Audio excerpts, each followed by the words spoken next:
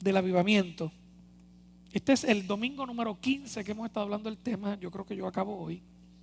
Yo quiero cerrar todo este periodo con algo bien significativo para mí. Lo llevé hace un tiempo y quiero traerlo de vuelta, porque luego que hemos aprendido el llamado de Dios a nuestra vida como iglesia, todo lo que hemos estado hablando, las 4 ocasiones que hablamos de Malaquía, las 7 ocasiones que hablamos de Apocalipsis, las cartas a los, ¿se acuerdan? Las cartas a las iglesias. Y el tiempo que hemos estado hablando de la necesidad de la palabra y la necesidad del Espíritu, que las dos cosas tienen que estar para que la iglesia sea avivada y la cosa funcione, crezca y permanezca. Las dos cosas, la palabra y el Espíritu. Dígalo conmigo, la palabra y el Espíritu. Después que hemos visto todo eso, entonces vamos a cerrar hoy. Yo quiero traerle, como le dije la vez pasada, un ejemplo de lo que es un avivamiento con la palabra y uno sin la palabra, y cómo eso daña lo que viene pasando en el camino después. Yo quiero que usted vaya conmigo y va a disfrutarlo hoy. Así que la semana pasada, estas últimas 2 semanas, vimos la absoluta necesidad de la palabra de Dios, y lo que le dijimos fue que era el estudio riguroso, completo de todo el consejo de Dios. ¿Cuál es todo el consejo de Dios? Aquí.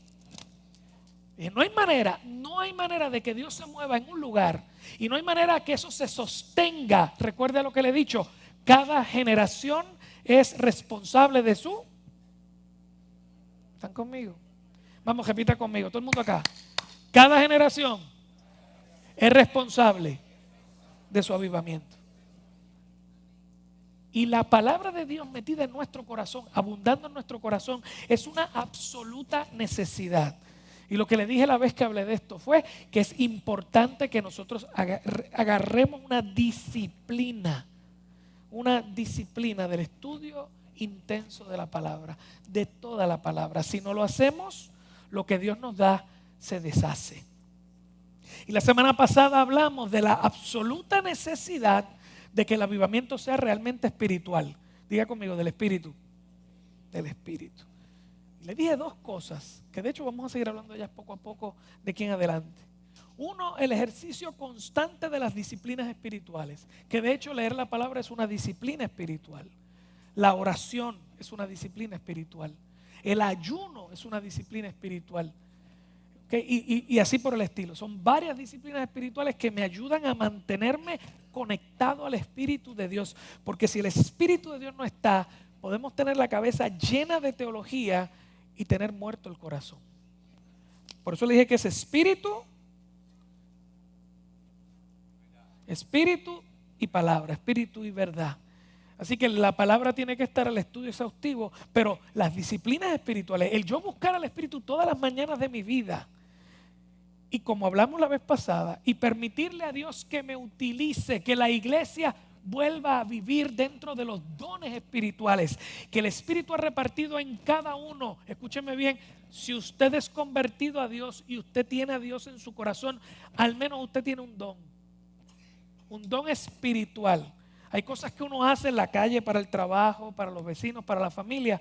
Ese no es el don espiritual, pero cuando las haces aquí bajo la unción del Espíritu Santo, se convierte en algo que afecta el alma de la gente. Y si estás afectando el alma y el espíritu de la gente, es un don espiritual. ¿Me está escuchando? Así que algunos Dios les ha dado para enseñar, otros para predicar, dice que otros para servir, otros para administrar, y también vienen aquellos que nos parecen más importantes y no lo son, pues son parte de todo. El don de profetizar, el don de, ¿se acuerdan que hablamos la vez pasada de lenguas, de interpretación, todo ese tipo de cosas?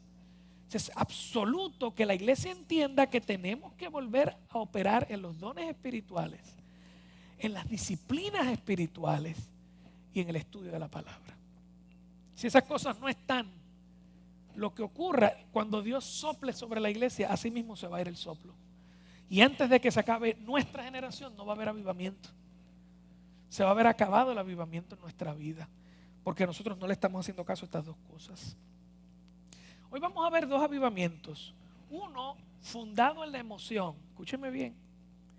Porque si algo yo le he dicho a ustedes aquí, es que tenemos iglesias y nosotros mismos hemos vivido un evangelio bien emocional. Y hoy vamos a ver en la Biblia un ejemplo de un avivamiento precioso, pero fundado mucho en la emoción y poco en la palabra, por lo menos en el momento en que ocurrió. Y vamos a ver otro que fue fundado en la palabra de Dios. Y yo quiero que usted me acompañe a observar detenidamente estos dos avivamientos. Y yo quiero que lo piense en el paralelo de lo que estamos viviendo hoy, de lo que hemos estado viviendo los últimos 30 años en Puerto Rico. ¿Ok? Yo quiero que usted lo piense y lo vea conmigo. Y yo quiero que usted salga de aquí comprometido a hacerlo bien.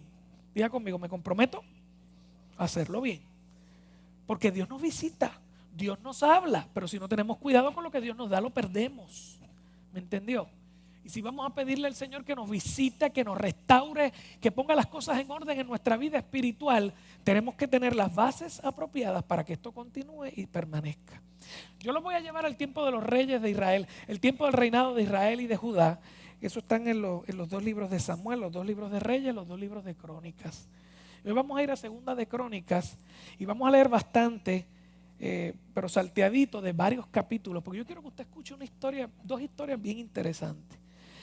Si usted recuerda, yo le he hablado mucho de ese tiempo, el tiempo que aparece ahí en esos libros, es el tiempo de Primera y Segunda Reyes, Primera y Segunda Crónicas, y solapado con eso, o en paralelo están todos los profetas, Isaías, Jeremías, los profetas menores.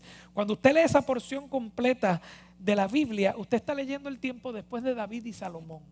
Cuando estaba el pueblo se divide en pedazos, hay una división nacional y hay una sucesión de reyes en el norte que se llamaba Israel, en el sur se llamaba Judá, donde está Jerusalén.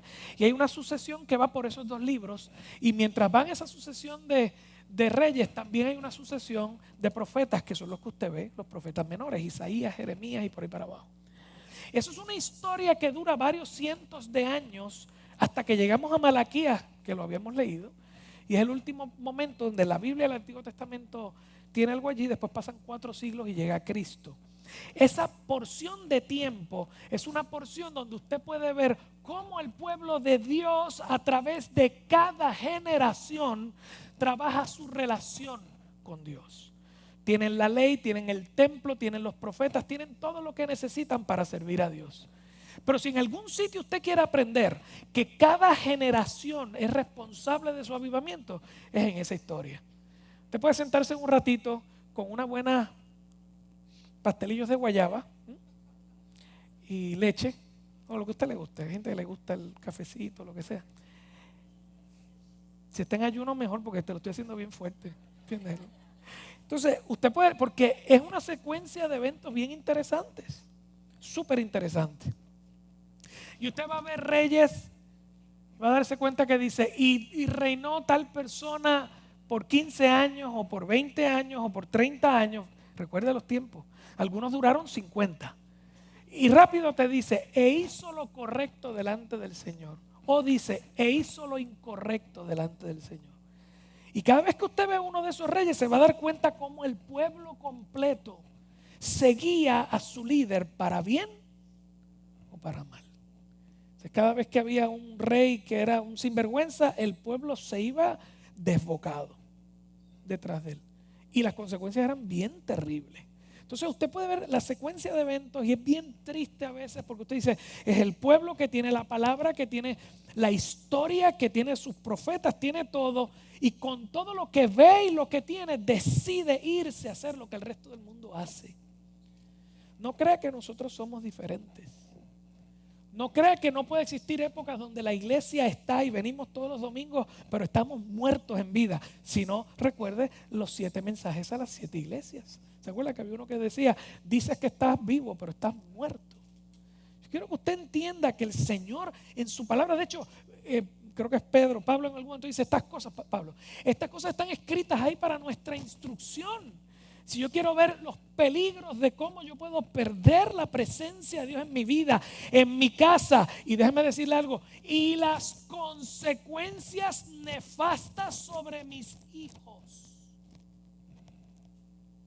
Si algo es claro en Crónicas y Reyes, son las consecuencias nefastas en las próximas generaciones. Si usted y yo somos descuidados con nuestra búsqueda de Dios, descuidados con lo que Él da, lo único que va a ocurrir después son consecuencias nefastas. ¿Están conmigo? Todo el mundo acá. Ok. Cuando usted vaya después y haga su lectura, se va a dar cuenta que los ciclos donde estos reyes operan está entre, algunos duraban 6 meses porque eran tan malos que ni el pueblo los quería. Otros eran 2 años, 3 años, pero usualmente entre 15 y 50 años. Hermano, 50 años es una vida. Y la gente no duraba tanto, ¿ok? Si usted se pone a pensar en una persona que hace lo malo delante de Dios y se lleva enredado al pueblo por 50 años, eso son 2 generaciones, la suya, sus hijos y posiblemente tus nietos salen ahí. ¿Sí o no? La gente se casaba temprano, usted sabe. ¿Están conmigo? Yo quiero que usted piense en eso. Cuando usted mira estas cosas, aquí hay 30 años del pueblo sin Dios, 25 años del pueblo con Dios, 30 años, 40 años juntos sin Dios. ¡Wow! Casi un siglo. Y el pueblo, pero destruido y descabezado. Eso está escrito ahí y es tan importante que usted entienda cómo nosotros podemos echar a perder nuestra relación con Dios y a nuestros hijos. Si algo me asusta y me preocupa es eso. Y yo se lo voy a explicar hoy con calma para que usted lo vea. Vaya conmigo, vamos al capítulo 29. Lo que les di allá atrás es capítulos, así que les voy a ir diciendo los textos que quiero que lean y me los van poniendo poco a poco. Vamos al 29 de Segunda de Crónicas. Usted me va a seguir, ¿verdad que sí? Ok, vamos a ver el primer ejemplo. Es el ejemplo del rey Ezequías. ¿Bien? Y Ezequías tuvo un abuelo bien lleno de Dios, temeroso de Dios, pero luego tuvo un padre que era un sinvergüenza demoníaco, pero una cosa brutal. By the way, cuando lea Crónicas, escúcheme,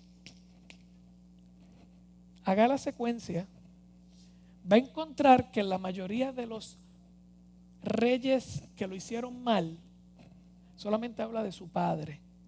Los reyes que seguían al Señor mencionan a su mamá. Es importante esto porque en ese tiempo, usted sabe que la mujer en esa época no tenía mucha importancia. Dice, pero ¿y por qué? Sobre todo un rey, que lo que tú quieres establecer es la secuencia, ¿están conmigo? La secuencia de linaje. Pues tú mencioname a su papá que era el rey anterior. ¿Y por qué menciona a la mamá? Sobre todo en la mayoría de los casos, cuando los reyes son bien buenos, mencionan a su mamá. ¿Por qué? En ese tiempo la educación estaba en manos de la madre en el hogar. ¿Sabe lo que está haciendo la Biblia ahí? Está honrando las familias que crían en Cristo a sus hijos. ¿Lo vio o no lo vio? Tu hijo pudo correr su vida dándole gloria a Dios en el lugar donde Dios lo puso, porque hubo una madre y un padre que los criaron en el Evangelio. ¿Usted lo está viendo, no? ¿Por qué me están mirando así? ¿Es el frío? ¿No? ¿Es la lluvia? No, ok, seguimos. ¿Me están escuchando, verdad que sí? Digan sí fuerte, por favor. Ok, es que yo lo necesito, soy puertojo, necesito feedback, ¿entienden? Ok, seguimos. Así que Ezequías viene de un abuelo que tenía temor de Dios, pero su padre era un sinvergüenza brutal, se llamaba Acaz, y el tipo se va a dar cuenta, en ese tiempo el issue era que agarraban dioses de otras naciones, traían altares a Israel, y en cada monte ponían un altar a un dios extraño de afuera. Y Dios le había dicho, el primer mandamiento es, no tendrás otros dioses fuera de mí. Así que el problema siempre ha sido cuando ponemos en el lugar de Dios otra cosa. La idolatría moderna no parece tanto a que tú busques un Dios externo, aunque hay mucha gente que se está metiendo en 20 disparates espiritualistas. Pero el issue no es ese, el issue es cuando Dios no tiene tu primer lugar. Así que viene el padre de Ezequías y llenó la nación. Y eso, todos los que hacían lo malo en contra del Señor era lo mismo. Llenaban la nación de ídolos y el pueblo se iba a servir esos ídolos, se olvidaba de Jehová su Dios a tal nivel de que a lo último el templo había que cerrarlo porque nadie iba. Y usted va a ver que el padre de Ezequías, Acaz, cerró el templo y agarró los utensilios y los usó para mal, los botó, hizo una barbaridad. Así que vas a ver que cuando el pueblo se aleja de Dios, usualmente el culto al Señor como Dios lo quiere se muere. Y esto es una manera física y viva de verlo. El ejemplo que tenemos aquí es que el templo literalmente lo cierran. Botan a los sacerdotes para afuera y el pueblo está al garete. Pero al garete. Si usted va a Isaías, va a Jeremías, va a entender lo que significa el garete. No hay justicia, no hay equidad, la gente se mata unos a otros, bueno, un revolú. La gente le roba el dinero a los otros. Usted lo ve en los profetas. Usted ve cuando los profetas le están hablando al pueblo que está viviendo mal. Así que si usted lee las dos cosas juntas, se va a dar cuenta de la condición de esa sociedad. Y yo quiero que usted mire la condición suya. Porque usted y yo estamos aquí 30, 50, 70, 80 años. Y si usted mira, en ese tiempo podemos perder nuestra relación con Dios y dañar una o dos generaciones que vienen después. ¿Ok? Así que vamos allí, vamos a donde Ezequías. Ezequías 29, vamos al versículo 1, dice, vamos a ver qué hizo este rey para arreglar las cosas. Comenzó a reinar Ezequías siendo de 25 años y reinó 29. ¿Vio cuánto tiempo reinó Ezequías? 29. En Jerusalén. El nombre de su madre fue Abías, hija de Zacarías. Su madre es mencionada porque él hizo lo correcto delante de Dios. Hay que darle honor a esa mujer por haber criado a su hijo en el evangelio. Versículo 2. E hizo lo recto ante los ojos de Jehová, conforme a todas las cosas que había hecho David su padre. Versículo 3. En el primer año de su reinado, en el mes primero, miren lo primero, miren la secuencia del avivamiento, siempre es igual. Por favor, sígala conmigo. En el primer año de su reinado, en el mes primero, abrió las puertas de la casa de Jehová y las reparó. El templo estaba cerrado. Él abre nuevamente el culto a Dios. Versículo 4. E hizo venir a los sacerdotes y levitas y los reunió en la plaza oriental. 5. Y les dijo: oídme, levitas. Recuerden, levitas eran los que servían en la casa. Los que hoy en día tenemos los ujieres, los cantores, los músicos, la gente que administraba el culto para que viniera el sacerdote y presentara ofrenda y enseñara. Así que es como si usted viera aquí todos los líderes que tenemos, usted y yo que venimos a adorar. La Biblia dice que ahora nos hicieron reyes y sacerdotes para la gloria del Señor. Así que usted está llegando aquí, usted está cantándole a Dios, usted está adorando a Dios junto a los que estamos trabajando aquí, los levitas de la casa. ¿Están conmigo? ¿Me siguen? Dice, llamó a los levitas, dice, e hizo venir a los sacerdotes, que son los que daban la ofrenda y enseñaban, y a los levitas, los que cuadraban la liturgia de la iglesia, y los reunió en la plaza oriental y les dijo: oídme, levitas, santificaos ahora, o sea, límpiense, porque el pueblo estaba al garete. Santificaos, santificad la casa de Jehová, el Dios de vuestros padres, y sacad del santuario la inmundicia. Saquen todo lo que está allí que no pertenece allí, que a través del pecado de la generación del rey anterior habían dañado la ciudad. La gente se había olvidado de Dios y estaban las cosas de Dios mezcladas con las cosas paganas. Dice, esto hay que limpiarlo, esto hay que ponerlo en orden. Lo que es de Dios y lo que no es de Dios, sácalo fuera. Sácalo. Vamos al versículo 11. Ahí él sigue hablando con ellos, con los levitas, y le está dando ánimo para que metan mano. Hijos míos, no os engañéis ahora, porque Jehová os ha escogido a vosotros para que estéis delante de él y le sirváis y seáis sus ministros y le queméis incienso. Le está diciendo, ustedes vienen de un linaje para servir a Dios, de gente que conoce la ley de Dios. Por favor, tomen su lugar de adorar. ¿Están conmigo?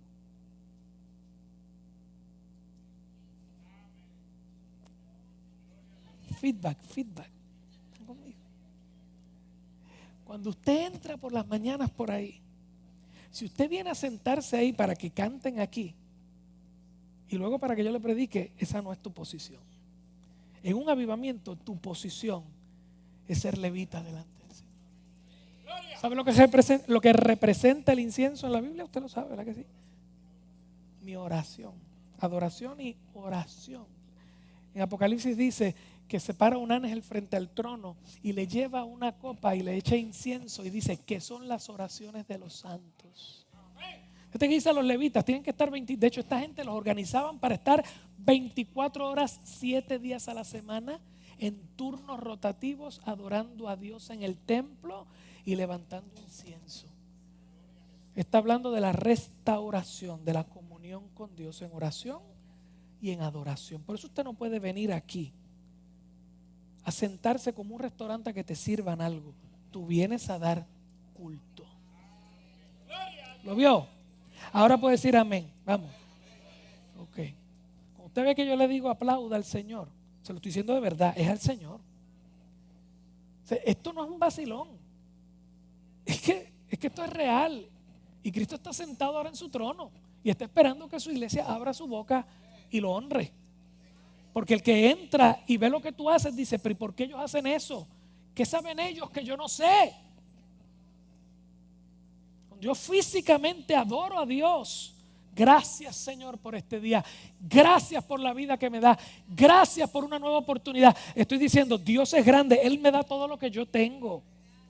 Gracias, te adoro, te bendigo. Cuando oro y le digo, necesito tu bendición en mi vida, necesito que intervengas en este problema, le estoy diciendo, tú eres más grande que yo.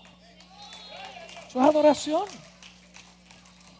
Y Ezequiel le dice a esta gente, no se engañen, Jehová los ha escogido a ustedes para que estén delante de Él y le sirvan y sean sus ministros y le quemen incienso. Yo creo que vayas viendo la secuencia de lo que leo, que Ezequías vino a restaurar la adoración, vino a restaurar el culto. Tuvo un pequeño problema y se lo vamos a explicar porque este es el primer ejemplo de los dos. Así que voy corriendo. Versículo 15. Estos reunieron a sus hermanos, los levitas, y se santificaron, o sea, se limpiaron. Para el tiempo antiguo santificarse era unos procesos de limpieza, ropa nueva, limpia, limpiaban todo y entraban delante del Señor. Eran unos ritos escritos en la ley de Moisés que representan la limpieza del pecado. ¿Lo vio? Usted y yo venimos delante del Señor y decimos, Señor, perdona nuestros pecados, límpianos, que quiero estar delante de ti en libertad. Exactamente, eso era lo mismo. Así que cuando usted ve estos son ritos que representan, eran un drama de cómo yo tengo que venir delante del Señor, arrepentido por mi maldad. Y entonces mataban los cabritos y las ovejas y la sangre derramada en mi lugar. Hoy en día tú y yo no necesitamos eso, la sangre de Cristo fue derramada por ti.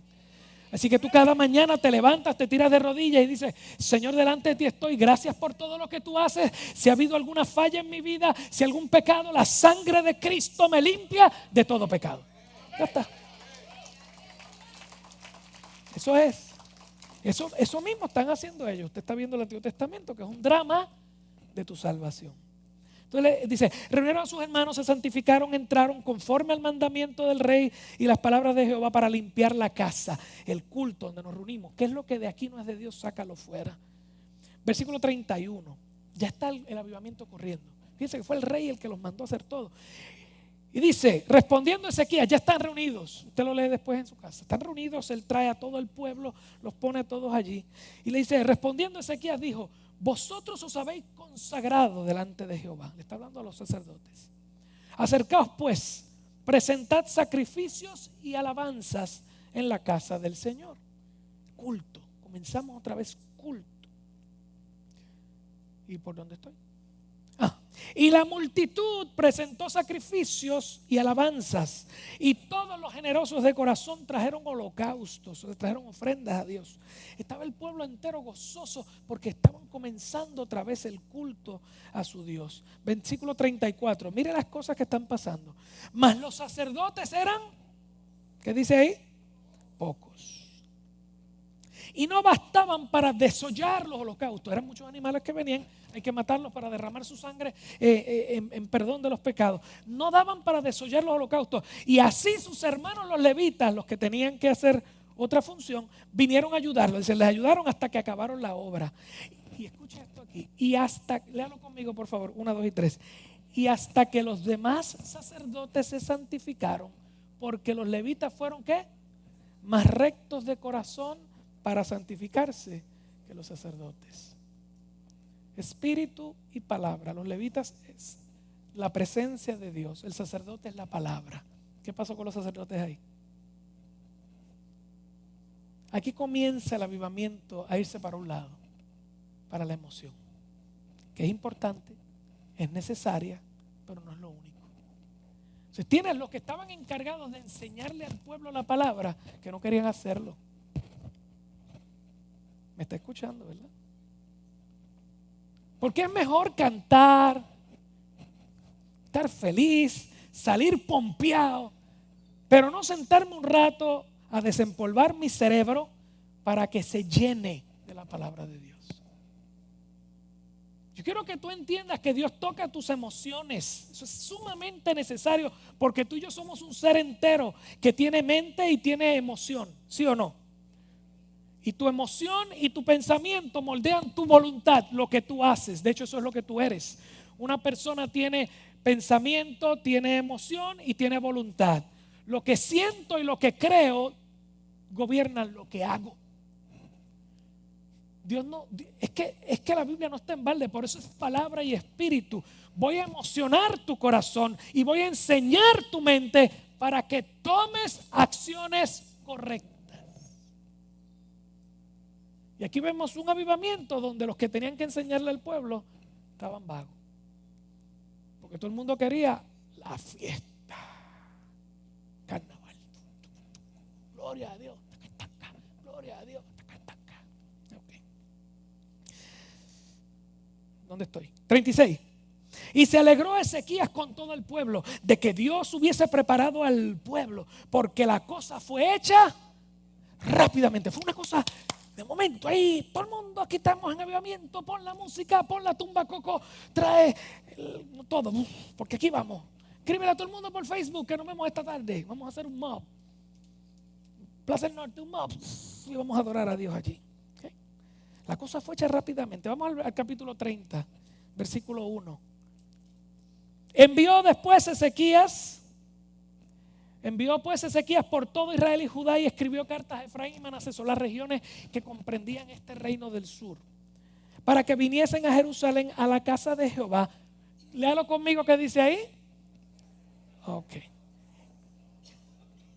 En todos los avivamientos que usted va a ver en el Antiguo Testamento, comienzan restaurando la adoración, restaurando la palabra y terminan celebrando la Pascua. ¿Qué es la Pascua? Quiz de escuela dominical. ¿Por qué me miran con ojos de pescado frisado? No es conejitos con huevitos. No es. ¿Qué es la Pascua? ¿Cuándo ocurrió? Nadie sabe. Nadie sabe. En el segundo libro de la Biblia, en Éxodo, ¿se acuerdan? Que el pueblo lleva 4 siglos esclavos de Egipto y Dios envía a Moisés a libertarlos. Y ahí vienen las 10 plagas en contra del pueblo de Egipto. Y en la 10ª plaga el rey dice: saca estos animales de aquí, saca a este pueblo que me han fastidiado la vida. Y Moisés le dice: se preparan. De hecho había 9 plagas, faltaba una. Y en esa noche que venía la 10ª plaga, que era la más mala, la muerte de los primogénitos, Moisés le dice: esta noche usted va a agarrar un corderito, usted lo va a matar, usted va a bajar su sangre, la va a poner en el dintel, en el marco de la puerta. Ustedes van a estar vestidos y listos con sus ropitas para salir, porque esta noche Dios los va a librar de la esclavitud. ¿Qué es? Y entonces dice: y esto lo van a hacer en memoria de este día todos los años que ustedes estén. La Pascua. ¿Cuándo se dejó de hacer eso? En la cena del Señor que la vamos a tener hoy.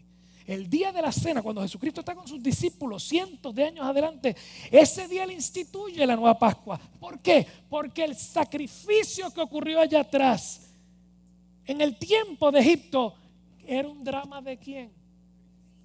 Del cordero que es muerto y con su sangre puesto en el dintel de tu corazón. Cuando viene la paga del pecado, que es muerte, no toca tu vida, porque ahora tú tienes vida eterna. Y por eso te sacaron de Egipto, de tu esclavitud, del reino de las tinieblas, del pecado. La Pascua era la celebración de la salvación de Dios. Y todo avivamiento de un pueblo muerto espiritualmente, que restaura su oración y su adoración, que restaura el culto y la palabra, todo avivamiento terminará con un nuevo entendimiento fresco en el corazón del Evangelio. Porque todo lo que importa aquí es el Evangelio de Cristo.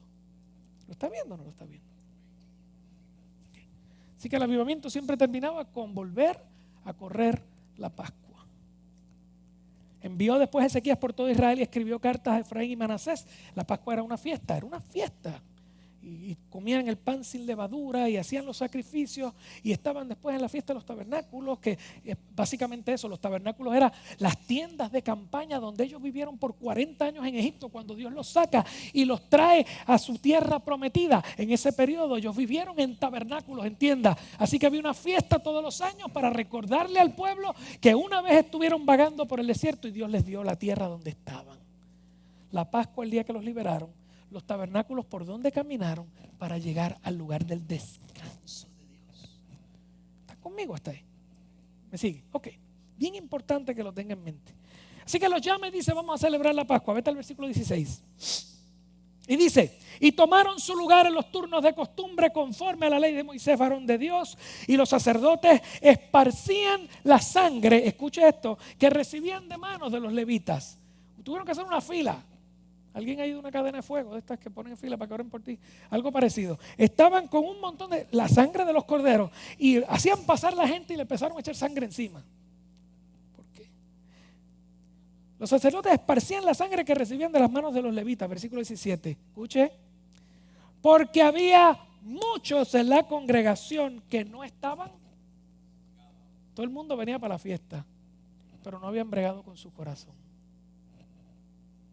Todo el mundo le gusta venir a la iglesia cuando hay fiesta, cuando Dios da algo. Pero no nos gusta bregar con el pecado que tenemos adentro. Diga ahí. Ok. Porque había muchos en la congregación que no estaban santificados. Y por eso los levitas sacrificaban la Pascua por todos los que no se habían purificado, para santificarlos a Jehová. Esto se llama algarete. La gente se supone que se encontrara con Dios, se santificara y llegaran a la Pascua. Pero la gente llegó al garete. ¿Me siguen, verdad? Ok. 18. Porque una gran multitud del pueblo de Efraín y Manasés y de Isaacar y Zabulón no se habían purificado y comieron la Pascua. Léalo conmigo, 1, 2 y 3. Y comieron la Pascua no conforme a lo que está escrito. Estamos en avivamiento, pero no estamos leyendo. Esto es la fiesta. Que el Señor me toque, que el Señor sane, que salimos corriendo, que cantamos. No te pongas aburrido. Bueno, si los sacerdotes no querían arreglar porque no querían hacer su trabajo. Así que vinieron e hicieron un culto no conforme a lo que está escrito. ¿Están viendo? ¿Okay? Mas Ezequías oró por ellos diciendo: Señor, tú eres bueno. Sé propicio a todo aquel que preparó su corazón para buscar a Dios. A Jehová, el Señor de sus padres, versículo 19. Aunque no esté purificado según los ritos de purificación del santuario. Señor, aunque lo hicimos mal, ten misericordia esta vez. Y mire lo que dice, porque Dios es misericordioso. 20. Y oyó Jehová a Ezequías y sanó al pueblo. Versículo 23. Y toda aquella asamblea determinó, escuchen por favor, y toda aquella asamblea determinó que celebrasen la fiesta. ¿Por cuánto? ¿Cuántos días le dije que era la Pascua y la fiesta de los tabernáculos? ¿Cuántos? Se hacía la Pascua y estaban 7 días en fiesta. Y el pueblo le gustó tanto la fiesta que pidieron celebrarla. ¿Cuánto? ¡Wow! Avivamiento. Todo el mundo quiere estar aquí. No. La Biblia dice 7. ¿Cuántos eran? No eran 14. Pero si estamos haciendo algo espiritual, si estamos viniendo todas las noches para hablar lengua y coger y todas esas cosas, cultos de unción todas las noches. No, es cuando Dios dice, como Dios dice, de la manera que Dios dice. Ese dicho que hay por ahí que dice que sometimes there is too much of a good thing. Dice que las cosas buenas de más están malas. Por ahí vamos. Pero si yo estoy haciendo algo para el Señor, no. Es como Dios dice. Es como Dios dice. 31, llévame al 31, versículo 1. Hechas todas estas cosas, todos los de Israel que habían estado allí salieron por las ciudades de Judá, quebraron las estatuas, destruyeron las imágenes. Hubo un avivamiento real, yo quiero que estemos claros. La gente fue, rompió todas las cosas que le daban culto afuera y dice, y quebraron las estatuas, destruyeron las imágenes, derribaron los lugares altos y los altares por todo Judá y Benjamín, y también en Efraín y Manasés, hasta acabarlo todo. Después se volvieron todos los hijos de Israel a sus ciudades, cada uno a su posesión. Hubo un avivamiento, la gente fue a sus casas, limpió todo lo malo y volvió felices porque había habido un avivamiento. Se habían vuelto a Dios. Versículo 32. Aquí estamos hablando un poco más después del tiempo. Escúchame bien, por favor. Ocurre después de ese evento, pasan años, y Ezequías creo que el rey de Asiria viene a estar contra él, contra el pueblo, y Dios le da un milagro poderoso y el rey de Asiria no puede destruir a Israel. Y Ezequías, pasó algo en el corazón de Ezequías. Yo quiero que usted lo tenga en su corazón porque es bien importante. Cuando la palabra de Dios mora y sustenta en nuestro corazón, la palabra de Dios nos habla acerca de nuestros deseos, de nuestras intenciones y nos corrige. La Biblia dice que toda palabra es útil para redarguir, para exhortar, para instruir. ¿Se acuerdan de eso? Para enseñarme, para confrontarme, para llevarme a hacer las cosas bien.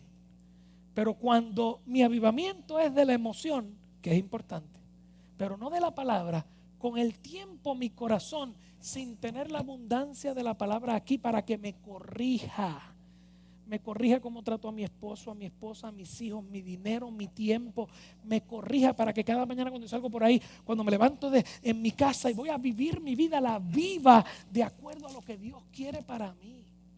Pero cuando eso no abunda aquí, con el tiempo, con todo y que viví un avivamiento, con todo y que sigo con las formas y los ritos externos y iban todos los sábados allá, usted viene todos los domingos acá, con el tiempo usted puede empezar a deslizarse y su corazón empieza a dañarse. Y eso le pasó a Ezequías.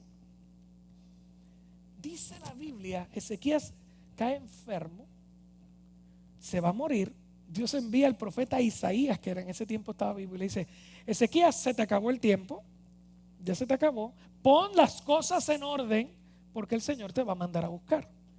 Y Ezequías le dio un tantrum. ¿Sabes lo que es un tantrum? No quiero. Dice la Biblia que se tiró su cabeza, viró su rostro mirando una pared y llorando, como un nene chiquito. No me gusta la voluntad de Dios. Yo quiero estar bien. No me gusta la voluntad de Dios. Había prosperidad en el pueblo, había dinero. Cuando el avivamiento se dio, la gente trajo tantas ofrendas que tuvieron que construir cuartos en el templo para meter las ofrendas que la gente dio. Fue una cosa preciosa. Y él estaba tan feliz y orgulloso de lo que había logrado en su vida, que ahora cuando él dice, se te acabó el tiempo, dice, no, yo quiero. Entonces, Dios envía de vuelta a Isaías y le dice, te voy a extender 15 años de vida. ¿Se acuerdan la historia de dame una señal que el reloj vaya hacia adelante o hacia detrás? ¿Se acuerdan de eso? La sombra del reloj 15 minutos para atrás. Y esos 15 minutos te voy a dar 15. Si usted no la tiene, busca la historia después. El punto es que Dios le concede a Ezequías 15 años más. ¿Y sabe lo que hizo Ezequías en ese tiempo? La Biblia dice que se enorgulleció, que se llenó de altivez. Dos cosas le quiero decir. En sus últimos 15 años de vida se hizo un guillú. Cosas que la palabra de Dios va a bregar con tu corazón. Ahí te das cuenta que la palabra no estaba en profundidad y él se dañó el corazón. By the way, cuando Ezequías muere, su hijo Manasés toma el trono. Manasés tenía 12 años. O sea, que Ezequías tuvo a ese niño después que Dios lo sanó. Y Ezequías se puso altivo. ¿Me están escuchando? ¿Y sabe qué pasó con Manasés? Que fue un sinvergüenza demoníaco. Había templo, había culto, pero no había vida espiritual. Y crió a un hijo, aparentemente lo crió como un spoil guy. Y Manasés dañó el pueblo por 50 años. Si tú pierdes la palabra, si tú pierdes tu avivamiento personal, tú dañas la próxima generación. Cuando yo estaba leyendo eso, decía, pero ¿por qué Manasés sale tan sinvergüenza? Si el padre tuvo el avivamiento, usted lo lee, Manasés tenía 12 años cuando cogió el trono y 15 años le tomó a Ezequías dañar su corazón delante de Dios. Porque creía que todo estaba bien, aunque su corazón no estaba bien. Es en ese tiempo que Ezequías, en una ocasión vienen unos sirvientes del rey de Babilonia, y Ezequías, que tenía este guille de lo grande que él era, de lo bien que le había ido, como cuando la iglesia cree que todo está bien, pero su corazón está mal. Y estamos bien prósperos y se lo decimos a todo el mundo, y Dios dice, tú dices que estás vivo, pero estás muerto. Dice la Biblia que vinieron unas personas de Babilonia a estar con él, y él, con este guille, con este orgullo de lo bien que estaba, dice la Biblia que le abrió los cuartos secretos donde estaban todas las riquezas de Israel.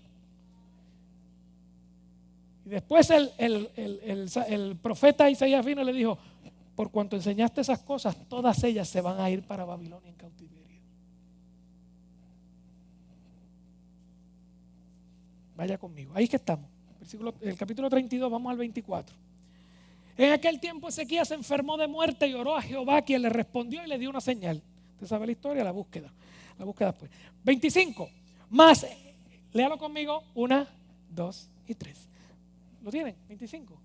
No, 31, 32, 25. Mira a ver si puede llegar. Léalo conmigo. 1, 2 y 3.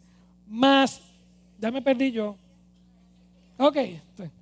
Más Ezequías no correspondió al bien que le había sido hecho, sino que se enalteció su corazón. Y vino la ira de Dios contra él y contra Judá y Jerusalén. No correspondió al bien que se le había hecho. Dios vino, visitó la nación, Dios bendijo la nación, la prosperó económicamente brutal, tenían todo, venían los enemigos y no podían con ellos, y después que lo tengo todo me olvido del Dios que me bendijo. En una generación,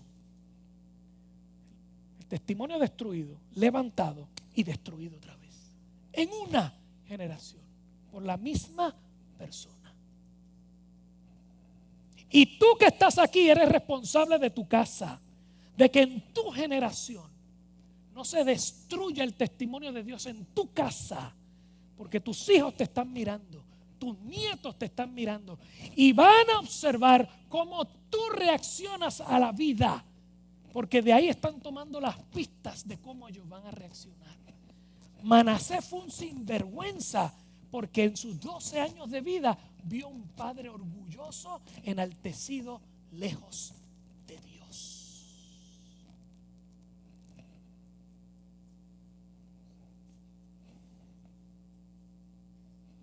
¿Ya los asusté? Ok, qué bueno. 27.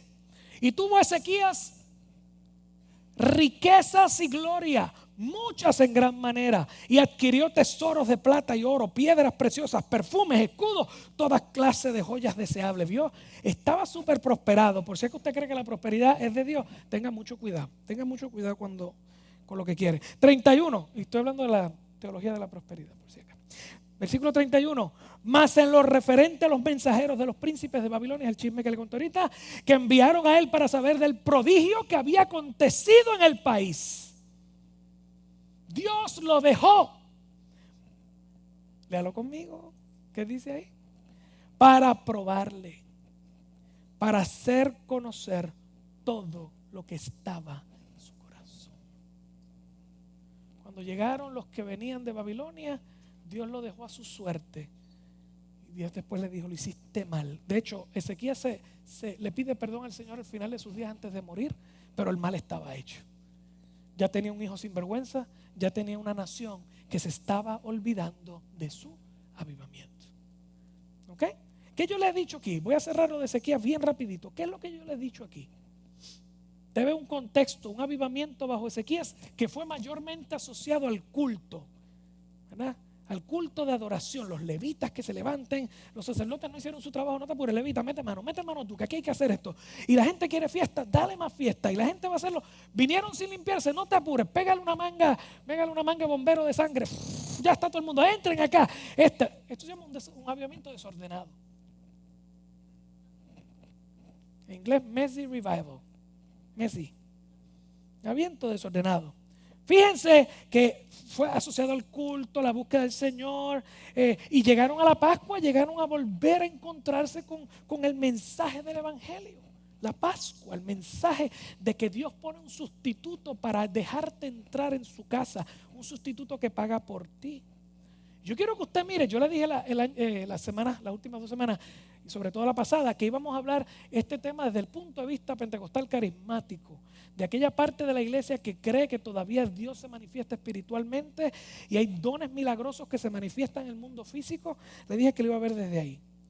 Y si usted y yo miramos el avivamiento pentecostal de Puerto Rico del siglo XX, que ocurrió en el 16 y corrió por ahí para abajo, usted va a ver muchos paralelos con lo que yo le acabo de leer.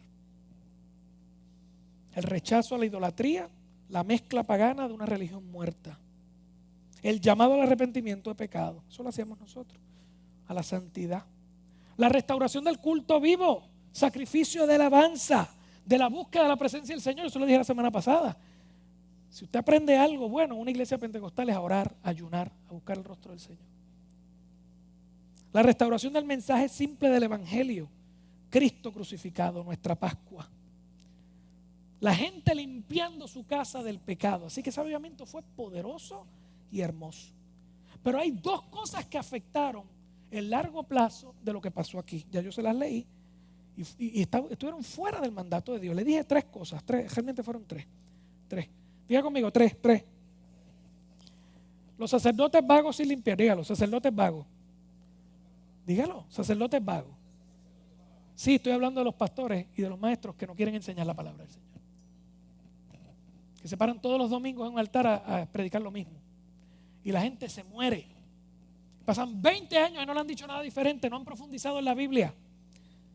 Yo hago fuerza aquí para que usted venga a las 9 de la mañana, escuche el desarrollo de la palabra. Hago fuerza para predicarle siempre con profundidad, 1 hora y no me importa. Hay gente aquí que esto es lo único que escucha de la palabra en toda la semana. Yo necesito que nos metamos ahí porque es la responsabilidad de los sacerdotes de la casa traer la palabra. De hecho, te estoy hablando de mí con mi función en esta congregación, pero tú eres el sacerdote de tu casa. La pregunta es si en la semana, en algún momento, la Biblia se abre y se habla en tu casa. De alguna manera. Tienes un momento para tocar algún tema del Señor en tu casa. Sacerdotes vagos, diga, sacerdotes vagos. La gente en el culto sin limpieza de pecado. Segundo, diga, la gente en la congregación sin limpiar su pecado. Yo voy para allá adentro, pero sigo haciendo lo que hago afuera. Eso fue lo que le dije. Vinieron a coger la Pascua, pero estaban sin purificar. Eso no está bien. Y tercero, ¿vieron eso? El caso de la extensión de la fiesta. Dios dice que las cosas se hacen así, pero yo las hago como me da la gana. ¿Okay? 3 cosas ocurrieron en ese avivamiento que fueron dañando. Fueron cosas plantadas desde el comienzo del avivamiento que dañaron el corazón y el largo plazo del avivamiento. Sacerdotes que no querían enseñar, la gente que tomó el asunto de la santidad livianamente y la gente cambiando lo que Dios dice por lo que ellos quieren. Si usted tiene que cuidarse, es de estas cosas.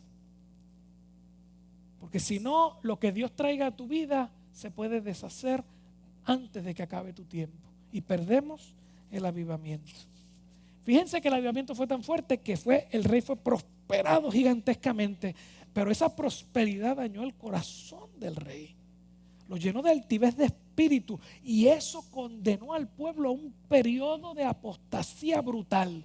Entre Manasés, que estuvo 55 años, y Amón, que estuvo 2 años más, entre Manasés con su nieto, 57 años en que el pueblo volvió a alejarse de Dios terriblemente.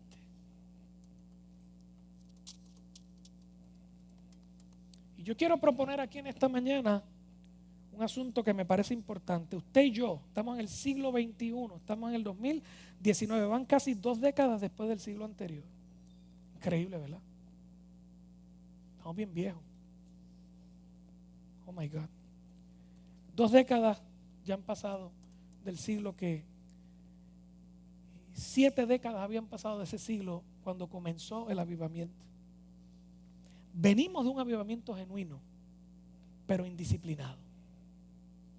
Lo voy a repetir. Venimos de un avivamiento genuino, pero indisciplinado. Por lo menos hablo de mi experiencia en mi lado.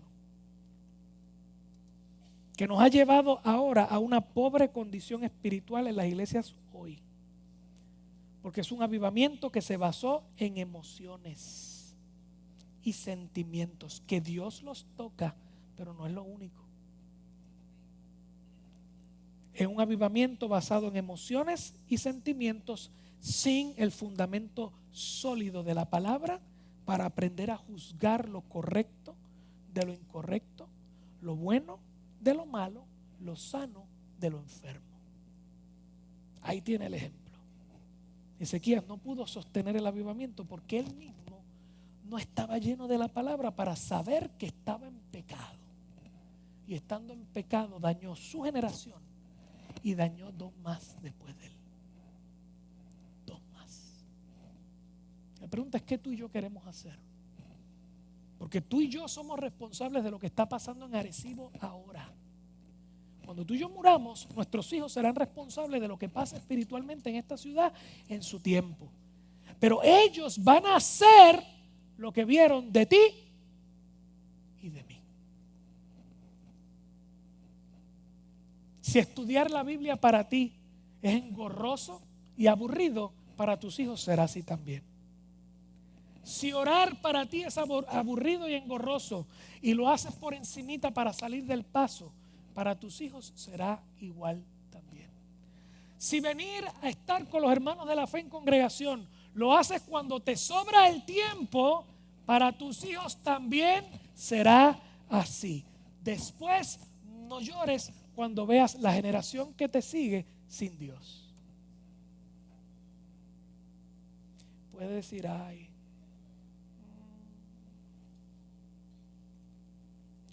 la destrucción de los 2, del hijo y del nieto de Ezequías, fue tanta que el templo volvió a cejarse. Le metieron tablas a las paredes y se acabó. Y nace el bisnieto de Ezequías, se llama Josías. ¿Alguno ha leído el avivamiento de Josías? ¿Lo quieren leer conmigo? No les queda más remedio porque yo lo voy a leer.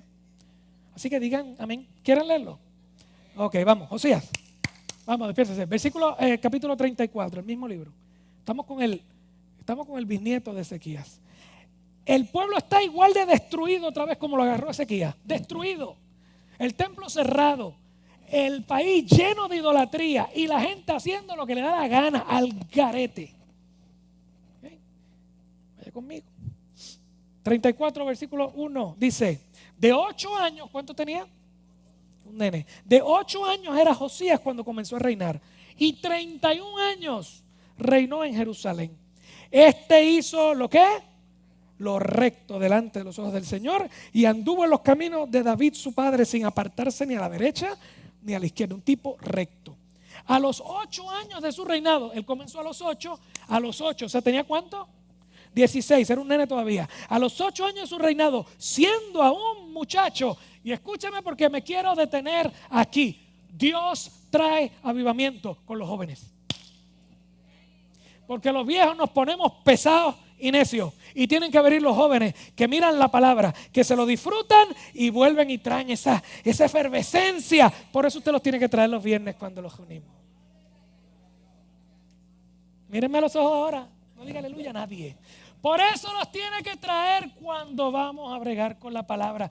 Porque yo estoy intentando que ellos se llenen del Señor. ¿Me están mirando? ¿Me están mirando todo? Ok. Si usted no le enseña a sus hijos en casa y no brega con ellos para que aprendan, no se van a ir. No les va a, si a usted no le importa, a ellos no les va a importar. Entiéndalo. Lo que papi y mami hacen es lo que es importante, lo demás no es importante. Si Dios no es importante en mi casa, pues no va a ser importante para mí. 16, a los 8 años de su reinado, siendo un muchacho, comenzó a buscar al Dios de David, su padre. Y a los 12 años después, ya tenía 28. Y a los 12 años comenzó, a los 12, 4 años después, a los 20. A los 20 comenzó a limpiar a Judá y a Jerusalén de los lugares altos. Esos son los altares a los dioses paganos. Imágenes de acera, esculturas, imágenes fundidas. Comenzó a limpiar. Este comenzó por donde tenía que comenzar. ¿Se acuerdan que Ezequías mandó a todo el mundo a venir y la gente no sabía limpiar? Pero entren todo el mundo para acá. Vamos, estamos delante del Señor, eso no es nada. Este lo hizo el GB. Nos vamos a limpiar primero. Porque lo primero que viene en un avivamiento es el arrepentimiento. ¿Alguien me está escuchando? Porque un avivamiento real es un avivamiento donde la gente se da cuenta de lo lejos que está de Dios y se vuelve a Dios. Y arranca lo que hay que no está bien de mi vida, de mi casa, de mis relaciones personales, de la gente con la que estoy, de la manera en que manejo mis asuntos. Lo limpian todo porque quiero encontrarme con Dios. ¿Está viendo, verdad? Me perdí. 4. Y derribaron delante de él los altares a los Baales e hizo pedazos las imágenes del sol que estaban puestas encima. Despedazó también las imágenes de acera, las esculturas. Esos son, Baal, acera son dioses paganos de la época. Las esculturas y las estatuas fundidas las desmenuzó, esparció el polvo sobre los sepulcros de los que le habían ofrecido sacrificio. El tipo estaba ensañado en contra de los sacerdotes viejos. Versículo 8, llámame el 8. A los 18 años de su reinado, después de haber limpiado la tierra y la casa. ¿Qué hizo primero él? Limpió. Eso se llama arrepentimiento. De hecho, se llama conversión. Voy a sacar todo lo que no sirve. Voy a limpiar mi camino. Después de haber limpiado la tierra y la casa, envió a Safán, hijo de Azalía, muchos nombres buenos para sus nietos, a Maasías, gobernador de la ciudad, y a Joás, hijo de Joacás, canciller. ¿Qué dice ahí? ¿Para qué? ¿Está ahí? Ok, ¿qué dice ahí? Léalo todo el mundo, 1, 2 y 3. ¿Para qué? Después del arrepentimiento vamos a levantar el culto. No es antes, es después. Después de que nos arrepintamos vamos a levantar el culto. A Dios no le agrada a la gente que dice que viene a adorarle y vive como le da la gana. Una cosa primero y la otra viene después. ¿Lo vio? ¿Lo vio? Vamos a reparar la casa del Señor. El templo estaba literalmente cejado, con tablones puestos, y decía José yo fuera. O sea, era una cosa terrible. Y ahí comienza el proceso, se meten los contratistas, empiezan a recoger todo, a botar la madera vieja afuera, los templos, las cosas viejas, y mire lo que ocurre. Versículo 14. Y al sacar el dinero que había traído a la casa de Jehová, gente, el revolú era tan grande que hasta los tesoros que en el tiempo de Ezequiel la gente había traído al templo, que le dije que tuvo que hacer unos cuartos para guardarlos, hasta allá adentro estaban. La gente le perdió tanto el respeto al templo que ni siquiera buscaron lo que había allá adentro. Resulta, gracias a Dios por eso, que cuando abrieron los cuartos estaba lleno de dinero. Con ese dinero podían restaurar el templo. Dios es bueno, fíjense, de todas maneras en generaciones siempre se vale de alguien para levantar al pueblo. Y dice, y a sacar el dinero que había traído a la casa de Jehová, el sacerdote Hilcías halló ¿qué? ¿Qué halló? El libro de la ley de Jehová, la palabra de Dios, dada por medio de Moisés. Y dando cuenta Hilcías le dijo al escriba Safán, un escriba es un abogado, y él trabajaba en el grupo de trabajo como él. Ese era el líder secretario de la gobernación es ese, ¿ok? Trabajaba para Josías y se lo dio. ¿Dónde estoy? 15. Y dando cuenta, Hilcías le dijo al escriba Safán: yo he hallado el libro de la ley en la casa de Jehová. Ok, voy a parar ahí. Un sacerdote que andaba así en la palabra, porque la cosa se había puesto tan mala en el lugar que se les había perdido la palabra al pueblo. ¿Alguien está conmigo? Llevaba la Biblia perdida 50 años del pueblo. No en balde el pueblo estaba destruido, porque nadie quería estudiar. Tanto que los sacerdotes mismos habían perdido. Encontraron el libro escondido en el templo, porque obviamente nadie lo leía. ¿Está viendo por qué el avivamiento de Ezequías se murió? ¿Lo está viendo? ¿Usted quiere que en su vida Dios esté siempre presente hasta su último aliento? Métase aquí. Métase aquí. Gloria a Dios, gloria a Dios. ¿Me están escuchando? ¿Verdad que sí? ¿Están conmigo? Ok. Se le perdió la Biblia dentro del templo.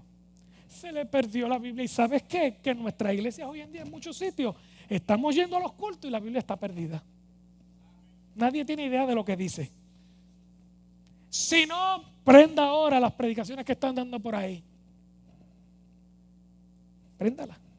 Usted puede agarrar muchas de las predicaciones, se las lleva al centro de convenciones y es un pep talk de motivación. En algún punto meten a Dios y a Cristo en algún lado, pero el resto del tiempo es: tú vas a tener todo lo que tú quieras, sé positivo, tú eres el mejor.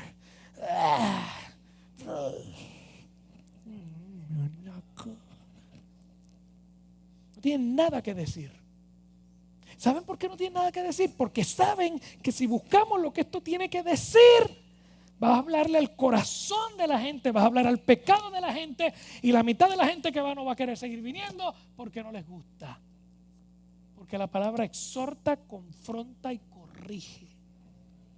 Yo solamente quiero que me den un pep talk el domingo para sentirme pompeado, para en la semana hacer lo que me da la gana, y cuando esté a punto de morir vuelvo el domingo para que esté pompeado. Esa no es la función de la palabra. La función de la palabra es corregirte en todo momento, para llenarte de la gracia de Dios, para hacerte un siervo útil a su gloria. Dale un aplauso al Señor, vamos.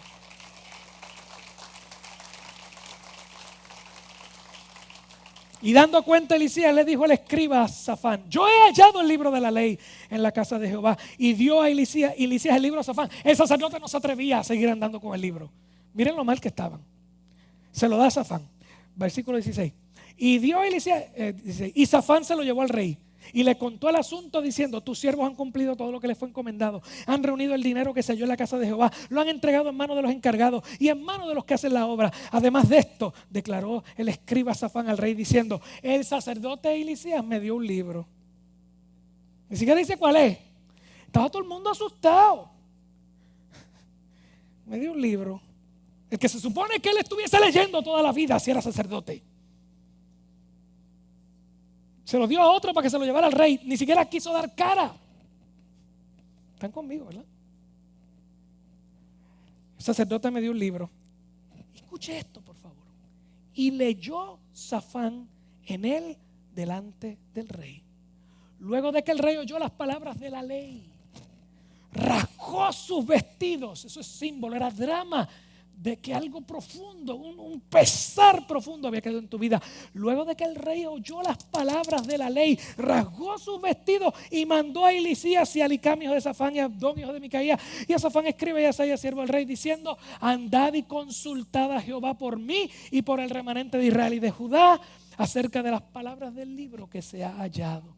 Porque grande es la ira de Jehová que ha caído sobre nosotros, por cuanto nuestros padres no guardaron la palabra del Señor para hacer conforme a lo que está escrito en este libro. Porque la palabra trae convicción de pecado.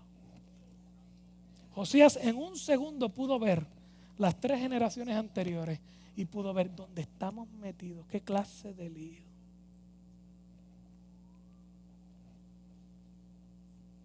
Versículo 26, por favor, llévame más adelante. Aquí ellos fueron donde un profeta y el profeta les habla, le dice: tranquilo, ya vi tu corazón. Mire cómo dice versículo 26. Mas el rey de Judá, que os ha enviado a consultar a Jehová, así le diréis: Jehová, el Dios de Israel, ha dicho así: por cuanto oíste, léalo conmigo, vamos. Por cuanto oíste las palabras del libro y tu corazón se conmovió y te humillaste delante de Dios al oír sus palabras sobre este lugar y sobre sus moradores, y te humillaste delante de mí. O sea, eres oidor y hacedor de la palabra. Oidor y hacedor de la palabra. Oidor y hacedor de la palabra. Y te humillaste delante de mí y rasgaste tus vestidos y lloraste en mi presencia. Yo también te he oído, dice el Señor. Aquí estamos restableciendo nuestra relación. Mire lo que hizo este caballote, porque este muchacho es un monstruo. Versículo 30. Y subió el rey a la casa de Jehová. Fue otra vez al templo, estaba acabadito de pintar y todo. Y con él todos los varones de Judá. ¿Qué significa eso? Aparte que los varones tienen que estar llegando más temprano a orar conmigo los domingos, de 7 a 9, porque ustedes son cabeza de su hogar y usted tiene que dar rodillas por su casa. Gloria a Dios, aleluya. Pastor, ¿por qué usted todo lo hace tan difícil? Porque lo es. Si usted quiere resultados de algo, tiene que sudar la patria. Yo creo que todos quieren ver a sus hijos sirviendo a Dios. ¿Sí o no? Sí. Dice que sube a los varones, porque en este lugar los varones eran cabezas del hogar. No había hogares sin varones, ¿ok? Se vio una viuda, el hermano la agarraba y la traía, porque las familias están compuestas por los varones. ¿Sabe lo que significa ese texto? Que subieron a todo el pueblo. Subió a los varones de Judá, pero fue y agarró a los que tenían la responsabilidad. Vengan acá. Desde el mayor hasta el más pequeño. Dice, perdón, a todos los varones de Judá, los moradores de Jerusalén, los sacerdotes, los levitas y a todo el pueblo, desde el mayor hasta qué? Desde el mayor hasta quién? Y leyó a oído de ellos todas las palabras del libro del pacto que había sido hallado en la casa del Señor. Aquí todo el mundo, desde bebé hasta grande, todo el mundo tiene que meterse aquí. ¿Vio el avivamiento que está ocurriendo ahí? Todavía no han cantado un corito. ¿Se dio cuenta que Ezequías empezó a cantar rapidito? ¿Se acuerdan? El avivamiento de Ezequías fue a cantar y a comer. Y este dijo: aquí nadie canta y come hasta que no nos arrepintamos. Y hasta que todo el mundo aprenda esto que está aquí. Y les leyó la totalidad del libro a los grandes y a los chiquitos, a los jefes de familia, a los sacerdotes, a todo el mundo venga acá y se sienta. Y estando el rey en pie en su sitio, hizo delante de Jehová un pacto de caminar en pos de Jehová y guardar sus mandamientos. Léalo conmigo, 1, 2 y 3. Y guardar sus mandamientos. Vamos. Y guardar sus mandamientos, sus testimonios y sus estatutos. No solo oidores, sino hacedores. Guardar significa que voy a hacer lo que dice ahí, con todo su corazón y con toda su alma, poniendo por obra las palabras del pacto que estaban escritas en aquel libro. Capítulo 35, versículo 1. ¿Cómo acaban los avivamientos? ¿Se acuerdan? Josías celebró. ¿Ya está puesto ahí? No, llévame al 35, 1, tan pronto pueda. Y dice, versículo 31, 1. Josías celebró ¿qué? La Pascua.